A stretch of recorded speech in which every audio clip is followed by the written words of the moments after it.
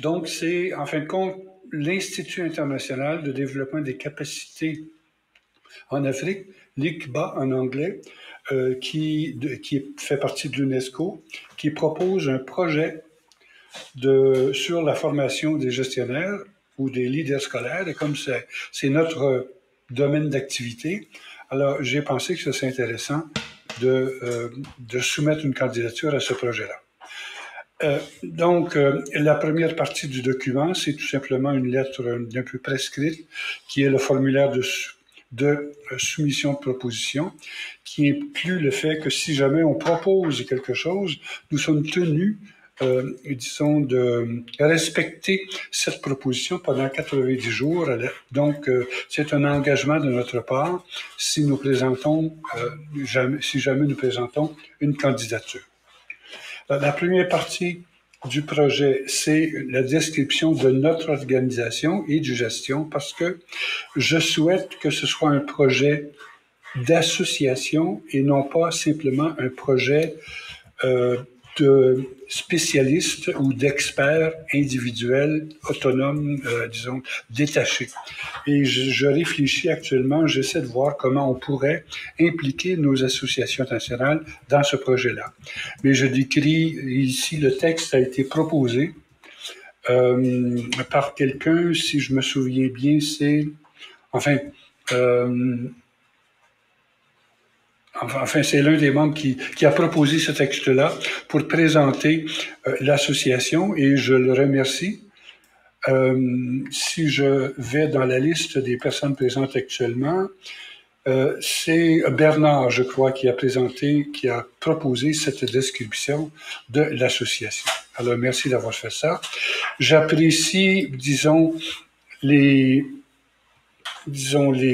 commentaires que vous faites sur la mise en page ou même sur l'écrit, c'est-à-dire d'ajouter une virgule ou d'ajouter un point.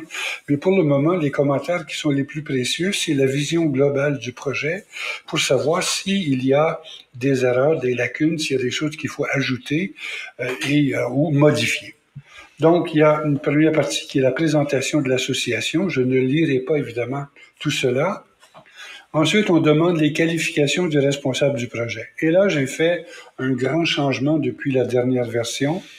C'est que ce que j'ai essayé de démontrer, c'est que il y a 15 ans déjà, avec l'Organisation internationale de la francophonie et la Confémen, j'ai été mandaté par ces deux organisations pour faire exactement ce que l'UNESCO veut qu'on fasse maintenant, c'est-à-dire de produire un programme de formation pour des gestionnaires éducatifs, pour les leaders scolaires.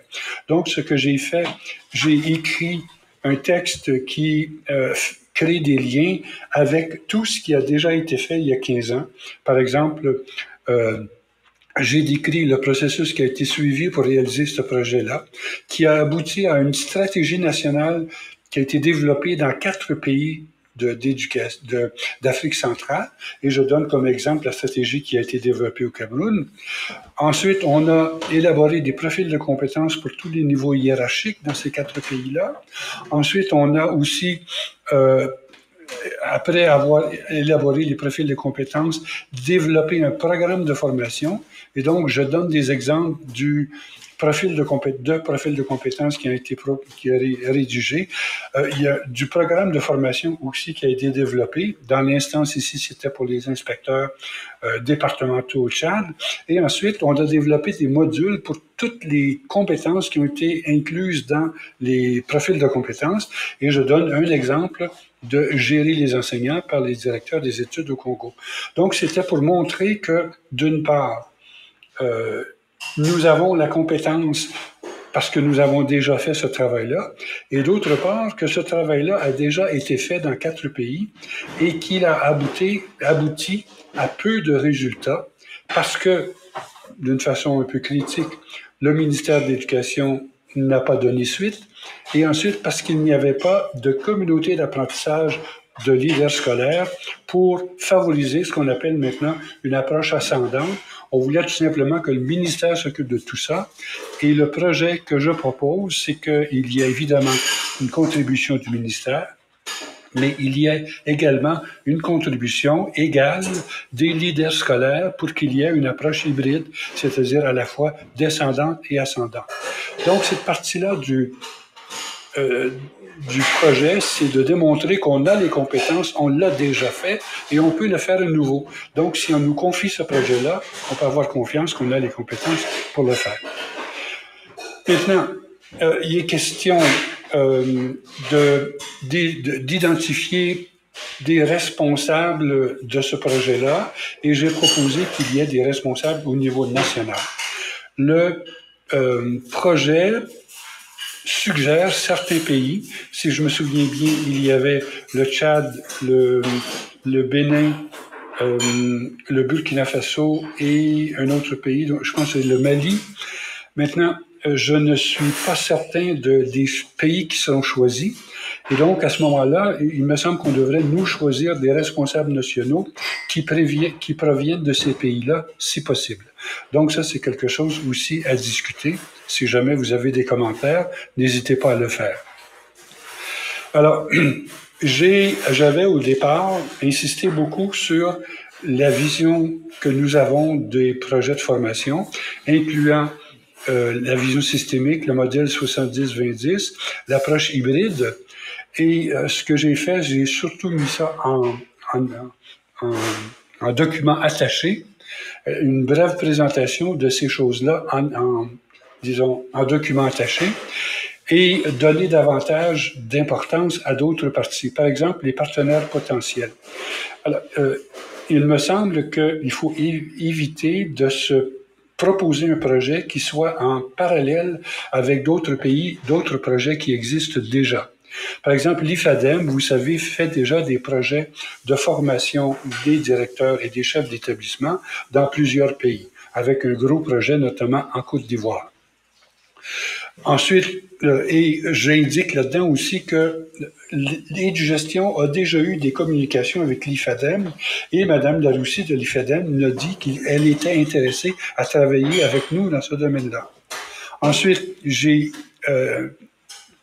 j'ai indiqué que la Confémène aussi, par l'entremise de Mme Fatima Badialo, la directrice du programme PACT, avec laquelle j'ai eu une conversation en novembre dernier lors du symposium continental à Addis Abeba, m'a dit que la Confémène était intéressée à travailler avec nous à la mise en place de formations pour les gestionnaires éducatifs ou pour les leaders scolaires. Donc, on a déjà un contact avec la Confémène et est-ce qu'il y aurait lieu de faire un partenariat avec eux. Il y a déjà des programmes universitaires qui existent, par exemple le programme de Senghor, mais il y en a aussi ailleurs, par exemple au Burkina Faso, dont l'un, par exemple, est géré par l'un des alumni de notre master GSE, et il y en a dans d'autres pays également, je pense au Cameroun ou au Sénégal, où il y a maintenant des masters en gestion des systèmes éducatifs. Et on pourra aussi établir des partenariats avec d'autres organisations pour éviter de travailler en vase clos, comme on fait trop souvent, et pour collaborer avec d'autres projets qui vont dans le même sens. Ensuite, j'ai rappelé que dans le nouveau document, le nouveau rapport GEM 2024 sur le leadership éducatif et dans le travail de la Confémène, dans le PASEC 2019, on rappelait qu'il était actuellement une insuffisance de femmes dans les postes de gestion et donc ça devrait être quelque chose auquel on est sensible dans le projet qu'on veut mettre en place. Ensuite, les TDR, les thèmes de référence, proposent une méthodologie que j'ai rappelée ici. Et ensuite, j'ai essayé de commenter certains aspects de cette méthodologie-là. Et ce que j'ai proposé, c'est vraiment de travailler à l'intégration de ce projet dans le fonctionnement du ministère de l'Éducation pour ne pas qu'il arrive la même chose qui est arrivée il y a 15 ans, quand on a tout développé ça et les ministères de l'Éducation n'y ont absolument pas donné suite. Donc, il faut il y ait une convergence entre le projet et ce que veut le ministère de l'Éducation. Est-ce qu'ils veulent une formation initiale ou une formation continue, une formation présentielle, une formation en ligne, de quelle durée, commun pour l'ensemble des leaders scolaires, ou bien un programme spécifique pour chaque niveau. Donc, il y a toute une analyse à faire avant de mettre en place un programme, disons, qui serait peu adapté à la réalité. Et ensuite, il y a un plan de travail qui a été proposé et qui dit que les consultants nationaux et le consultant international devraient travailler avec les experts du ministère de l'Éducation. Donc, s'il y a 4 pays qui sont proposés, il faudrait travailler avec les 4 ministères de l'Éducation. Et on veut développer, ou le projet propose de proposer un pool d'experts nationaux. Et nous sommes bien placés parce que nous avons dans chacun des pays où va être implanté ce projet, nous espérons, un groupe d'experts en formation des gestionnaires, par exemple, ceux qui sont des alumni du Master GSE. Donc, on suggère d'inclure dans le pool d'experts nationaux qui sera identifié par les ministères des membres de notre association qui ont des compétences et qui sont souvent ignorées par les ministères de l'Éducation. Ensuite, j'ai osé inclure là-dedans, mais là, ce serait discuté avec les auteurs du projet et avec l'UNESCO, d'avoir un diagnostic, OK, pour justement élaborer les attentes, mais aussi quels sont les facteurs favorables dans le pays à la mise en place d'un programme de formation pour les directeurs et quelles sont les embûches, quels sont les obstacles, quelles sont les difficultés pour voir comment réagir à toutes ces choses-là. Le programme suggère 4 thèmes de formation. OK? Et le programme ou les thèmes de référence suggèrent 4 thèmes de formation: la gouvernance, la gestion des ressources humaines, l'inclusion, l'égalité de genre et le climat scolaire, et la prévention de l'absentéisme. Je ne sais pas d'où ils ont pris ces 4 thèmes-là, mais moi, je voudrais que ce soit revu justement selon les besoins du ministère de l'Éducation et aussi en fonction du nouveau rapport GEM qui vient d'être sorti et qui décrit la formation qui devrait être donnée, la formation prioritaire qui devrait être donnée. Après des études dans des dizaines de pays, les conclusions auxquelles ils arrivent, c'est 4 thèmes.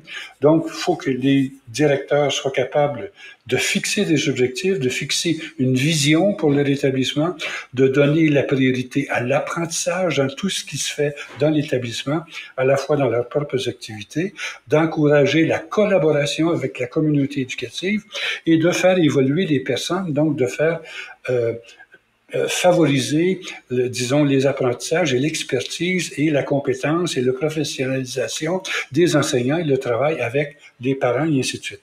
Donc, c'est ce que le rapport GEM propose. Est-ce que ce ne devrait pas être ça qui serait prioritaire par rapport aux 4, disons, objectifs qui sont présentés par le projet? Là, c'est un peu une vision alternative qui pourrait être soumise. Ensuite, on discute aussi de l'intégration numérique et de l'accessibilité. Ça devient un peu plus technique et, à mon sens, c'est moins prioritaire. Ensuite, on veut qu'il y ait une formation des formateurs et un renforcement du pool national d'experts. Donc, il y aurait des activités de formation de l'équipe d'experts nationaux dans chacun des pays. Donc, il faudrait que nous fassions ça. Ensuite, il faudrait assurer, évidemment, un suivi, une évaluation, une documentation de tout ce qui a été fait. Alors, voilà les orientations qui sont données par les tonnes de référence et les réactions que moi j'ai écrites à ce sujet-là. Et est-ce que vous avez des réactions, des commentaires à faire à ce sujet-là? Je pense que c'est ça qui est le nœud de notre rencontre. Ce n'est pas de discuter des détails, mais c'est, est-ce que vous pensez que ce qui est présenté actuellement dans le projet, c'est quelque chose qui serait utile, valable, pertinent à votre expérience, si jamais vous avez fait des recherches de ce type-là. Alors donc, vous pouvez lever la main si vous voulez intervenir. Alors, je vais peut-être arrêter de faire le partage de l'écran pour qu'on se voit tous. Est-ce que vous avez des commentaires à faire sur tout ça? Je sais que c'est gros, je sais que c'est beaucoup c'est beaucoup à concevoir, mais Nicole, alors Nicole dit personnellement, moi je trouve le projet très pertinent. Donc elle a écrit dans le chat. Donc Mamadou Anché, ok, lève le pouce pour dire que ça lui semble, il est d'accord avec les orientations. Cabo Daguerre également. OK. Blandine écrit pertinent et réalisable. Je suis partant. OK, d'accord. Dorine a levé la main. Alors, Dorine, on t'écoute. OK, tu peux activer. Bonsoir une fois de plus. Bonsoir, Dorine. Le projet est effectivement très intéressant, mais en lisant les documents que vous avez envoyés, je me rends compte que on a précisé les pays. Je crois qu'il y a la Côte d'Ivoire, le Mali, le Burkina, je sais plus trop. Bon. Est-ce que les experts nationaux du Cameroun, je sais pas, comment on va, est-ce qu'on est d'office exclu du projet? Si on est maintenu dans le projet, est-ce qu'il faille, je sais pas, motiver peut-être l'insertion du projet, enfin, prendre en compte le projet au niveau du Cameroun? Ou alors, est-ce qu'on peut juste participer de manière pour accompagner les autres, quoi. Parce que de toutes les façons, ça nous fait aussi une expérience, le fait de voir comment les autres vont travailler. Si on a des avis à proposer et tout, c'est toujours une expérience à acquérir qui n'est pas donnée tout le temps. Donc, j'aimerais savoir, qu'en est-il de nous, du Cameroun? D'accord. Alors, excellente question, et c'est quelque chose sur lequel je m'interroge également. Je ne suis pas certain si les 4 pays qui ont été suggérés sont disons, des choix définitifs. Moi, ce que j'avais écrit au début, et disons, je l'ai maintenu, c'est que pour que le projet soit réalisé et, disons, qu'il soit maintenu à long terme, qu'il soit pérenne, il faut une volonté manifeste et une volonté intrinsèque du ministère de l'Éducation.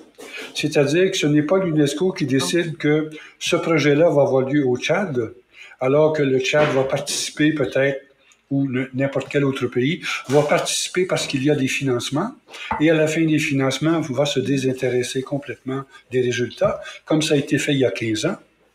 Alors, il faut avoir une assurance que le ministère de l'Éducation veut vraiment mettre en œuvre le projet à long terme, et c'est la raison pour laquelle j'ai proposé d'essayer d'intégrer ce projet-là dans le fonctionnement du ministère, pour pas que ce soit un projet en porte-à-faux avec ce qui se fait dans le pays et que ce soit inutile à long terme de le faire encore une fois.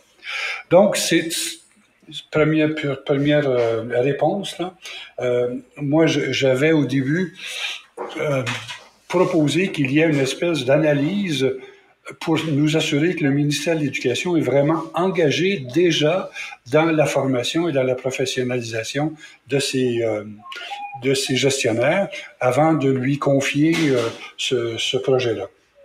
Maintenant, je ne sais pas jusqu'à quel point l'UNESCO accepterait qu'il y ait ce type d'intervention-là, une espèce d'exigence d'engagement de la part du ministère. J'ai écrit aux responsables du projet pour leur poser quelques questions. Je n'ai pas eu de réponse, mais j'aimerais bien avoir une conversation avec eux. Alors, on va voir si s'ils nous répondent, ils vont nous dire si le choix des pays est déjà fait. Maintenant, au point de vue de la sélection des participants. Comme j'ai dit au début, moi, j'espère que ce sera un projet d'association, à la fois de notre association internationale, mais en même temps des associations nationales. Évidemment, si le projet a lieu au Tchad ou bien en Côte d'Ivoire, ce serait bien qu'on ait quelqu'un de la Côte d'Ivoire qui soit inclus dans le projet. OK? C'est la raison pour laquelle j'ai demandé à tous ceux qui sont intéressés au projet de soumettre leur CV. Ce que j'aurais l'intention de faire, c'est de dire à l'UNESCO, lorsqu'on soumet le projet, voici 25 experts qui seraient prêts à travailler sur ce projet-là. Et donc, selon le choix des pays, on pourra faire une sélection et aussi selon les compétences des gens. Et là, il y aurait un travail à faire avec l'UNESCO, à savoir quelles sont les personnes qui sont choisies pour le projet en termes d'appartenance nationale, mais aussi en termes d'expertise. D'accord? Alors voilà la réponse que je pourrais te donner, Dorine, pour ce sujet-là. D'accord, merci beaucoup. Et peut-être pour compléter, évidemment, tout ce qui serait fait dans ce projet-là serait partagé avec tous les membres de l'association. D'accord? Donc, tout cela, ce serait protégé avec les associations nationales et tous les membres cotisants auraient évidemment accès à tous les résultats. Par exemple, si on développe des profils de compétences dans certains pays, ben, tous les membres de gestion y auraient accès et toutes les associations nationales. Voilà. D'accord, merci. Merci. D'accord. Il y a Cabo qui a posé une question. Cabo, on t'écoute?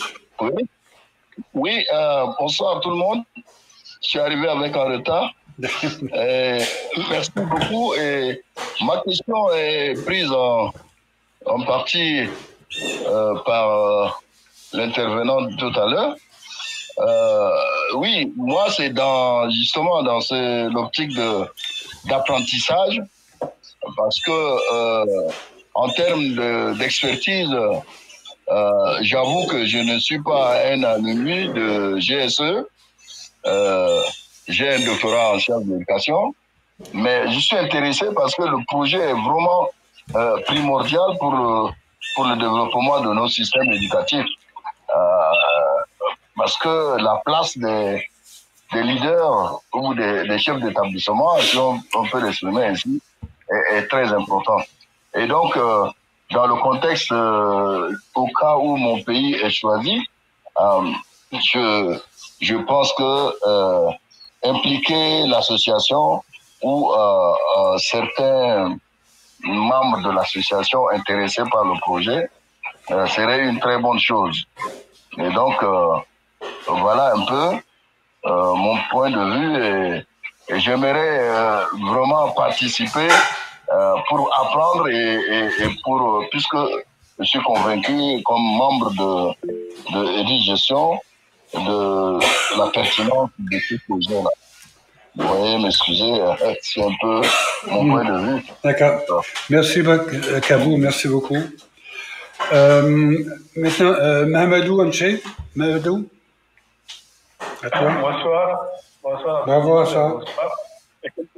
Effectivement, la première intervenante a pris en compte ma préoccupation, mais seulement ce que j'aimerais savoir aussi, peut-être préciser, c'est que quand il y a des individualités, des gens qui ont une certaine maîtrise de compétences par rapport à la faisabilité du projet, et que surtout que ces gens-là, leurs pays ne sont pas choisis. Mais je pense qu'ils peuvent être des experts qui peuvent se déplacer pour l'activité. Si on peut avoir choisi le pays et qu'on ne trouve pas de compétences nationales qui sont à mesure de faire ce travail-là. C'est ça, non? Donc, c'est ça que je voulais vraiment préciser. Merci. D'accord. Effectivement, l'appartenance nationale est intéressante, mais l'expertise l'est encore plus. Si jamais, effectivement, on n'avait pas de compétences à proposer dans un pays, alors ce serait possible d'utiliser quelqu'un d'un autre pays. Moi, ce que j'aimerais, en fin de compte, c'est de de faire en sorte qu'on partage le plus possible ensemble la charge de travail. Je ne sais pas, je pense que ça compliquerait un peu la gestion financière, par exemple, mais moi, j'aimerais bien avoir un grand nombre de personnes qui travaillent à ce projet-là. Parce que, bon, on va regarder bientôt les échéances et puis les activités à mener.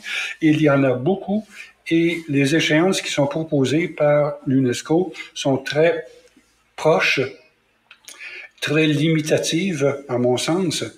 Et donc, je ne suis pas certain qu'on soit capable de faire tout ce travail-là seulement à 4 ou 5 personnes. Alors, si on pouvait, au lieu d'avoir dans chacun des pays une personne, en avoir 2 ou 3, ou qu'on confie le travail à l'association nationale et l'association nationale répartit le travail à l'intérieur de ses membres, alors je pense que ce serait mieux. Tout cela reste à voir si l'UNESCO serait d'accord avec une démarche plus associative qu'individuelle. Mais ce qui est proposé pour le moment, c'est qu'il y ait une personne qui soit en charge de l'ensemble du projet et qu'il y ait une personne dans chacun des pays, chacun des 4 pays, qui soit chargé disons, de réaliser certains travaux. Quitte à ce que en négociant avec l'UNESCO, on puisse dire que dans chaque pays, au lieu d'avoir une personne, on a 2 personnes, et donc on divise la charge de travail en 2, mais évidemment, on divise les horaires professionnels en 2 également. Voilà l'implication de tout ça, qui pour moi n'est pas encore totalement clair. Donc, c'est un sujet de réflexion. Est-ce qu'il y a d'autres commentaires avant qu'on continue? Alors, s'il n'y en a pas, ce que je peux faire maintenant... Oh, il y a Cyprien qui a levé la main. Cyprien, on t'écoute. Bon, merci beaucoup. Merci pour le travail que vous êtes en train de conduire là. Bon, et moi, j'ai un peu une incompréhension par rapport à la réponse que vous avez donnée à Dorine. Peut-être c'est moi qui lis mal, mais selon moi, c'est que ces 4 pays qui sont concernés par le projet. Donc, il n'y a pas du doute que ce soit plus le Tchad, que ce soit plus la Côte d'Ivoire, que ce soit plus le Burkina ou le Mali. Et si c'est ça, je crois que le travail qui doit être fait par rapport à ces 4 pays-là. Et c'est peut-être conformément à ça que désormais nous allons rechercher si c'est possible. Et si c'est possible dans les États, les pays où ce programme est concerné, qu'on puisse trouver des gens, peut-être que dans leur ministère, ils ont entendu parler d'un projet comme ça. Puis on ne sera pas les seuls à être, comment vous appelez, des gens qui vont présenter des offres. D'autres aussi seraient en train de rechercher la même chose, tout ça. Et si les nôtres ont déjà des informations, ça pourrait aussi nous aider quelque part pour que nous affixons nos armes, puisque c'est beaucoup de personnes qui vont postuler.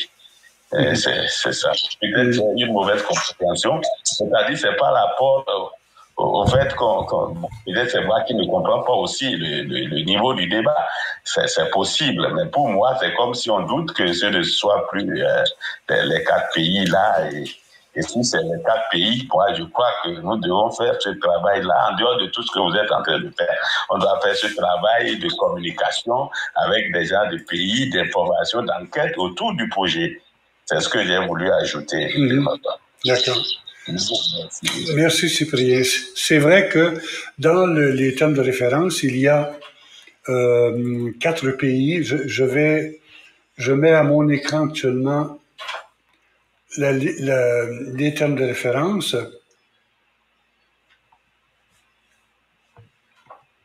OK. Donc, il dit effectivement l'emplacement. Alors, c'est en télétravail avec des missions ponctuelles dans les pays partenaires.